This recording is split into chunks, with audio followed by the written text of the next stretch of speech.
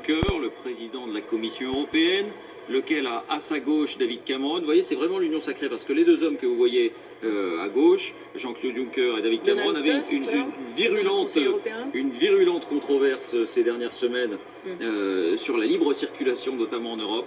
Les voici, côte à côte, prêts à marcher. À la droite d'Angela Merkel, Matteo Renzi.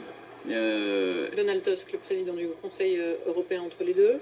Et c'est ainsi que cette tête de cortège va visiblement s'élancer dans les secondes qui viennent. Est-ce qu'on est en ligne avec Guillaume Daret qui suit lui aussi ce cortège? On voit que Nicolas Sarkozy est juste derrière le président de la République. On rappelle, on a vu aussi cette photo inédite il y a quelques instants de tous les anciens premiers ministres, Édouard Balladur, Jean-Marc Ayrault, Lionel Jospin, Michel Rocard, tous côte à côte. Jeff, c'est à vous. Jeff, vous êtes sur place, juste à côté de ce cortège. Non, mais c'était pour te dire. Pardon?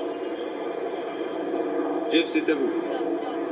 Mais j'ai pas de retour. Je peux pas passer l'antenne, je n'ai pas de retour. Alors évidemment, c'est compliqué, vous l'imaginez, parce que c'est un dispositif pour nous aussi, bien sûr, sur France 2, qui est absolument exceptionnel et hors norme. Nous avons évidemment tenté de mettre tous les moyens pour vous faire vivre en direct et en intégralité cette journée historique. Vous voyez tous les chefs d'État et de gouvernement, la maire de Paris, Anne Hidalgo également. 8 présidents africains, dont celui du Mali. Bien sûr, sa présence a une signification particulière puisque les troupes françaises sont engagées là-bas, dont celui du Niger.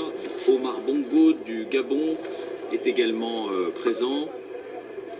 Pour les États-Unis, c'est le ministre de la Justice, Eric Holder, qui est à Paris.